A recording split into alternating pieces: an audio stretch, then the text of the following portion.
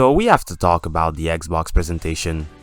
I've never seen a presentation so enticing yet so awful. Everything in the presentation was either no longer appealing because it became with time a product of DEI and ESG, or it always was by design and the concept got corrupted in the egg. I'm not going to go over every game. It was a long list despite the show only being an hour. It's saving grace, by the way. Just know that everything in it is tainted except for one project. Call of Duty 6 is just going to be some kind of bait and switch trying to lure you in by talking about historical events like what they did with Cold War, but they won't go all the way through.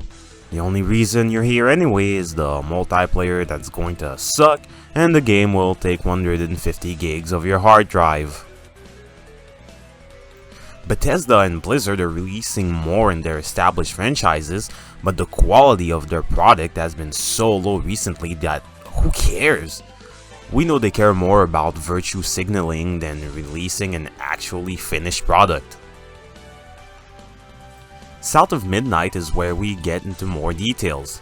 It's a prime example of a product that had a good start but fell off because of the ideology of the people making it. The devs making it are the people who made We Happy Few, or should I say the studio, because most of the people responsible for that game left. Less than 10% are left. Those who were left started with an interesting idea, but were too soft to resist the ideological tidal wave. Those that could are no longer here. So a game set in the Deep South starring a white woman changed the protagonist to a black one. A lot of diversity hiring was done too, because you can't apparently talk about something unless you're part of that ethnicity. Unless that keeps you from getting a job. The game looks like an early 2000 hack and slash. I like the platforming, there's clearly going to be character upgrades and skill improvements, but they just can't stop with their political nonsense. To think in another life that game was probably going to end up being decent. As the project advanced, it became more and more politicized. I'm not going to lie, as the days have gone by and I'm writing this, I have lost interest in this.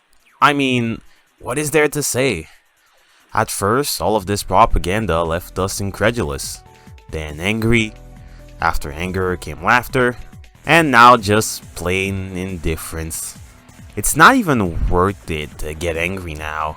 Just ignore it, make your own thing, or buy something that is worth your money, but more importantly, your time.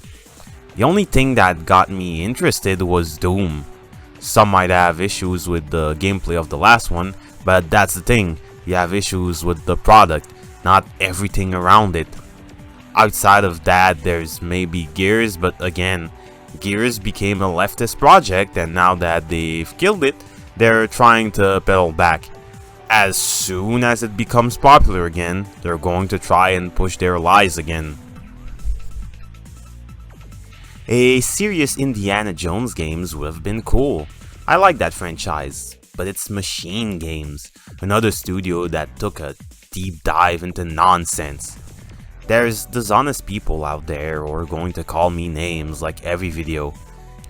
It really seems like the average person has been taken over or just lying to themselves. The average person only follows what is dictated, so most of you are lost.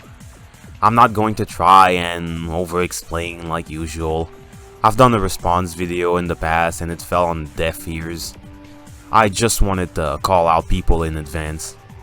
For that matter, most of the Summer Game Fest was a waste of time. The only saving grace of Microsoft was that their event was short and there wasn't any annoying host talking all the time. At this point, Microsoft has just done what I expected of them. Hide their evil and go right back to nonsense when the time is right.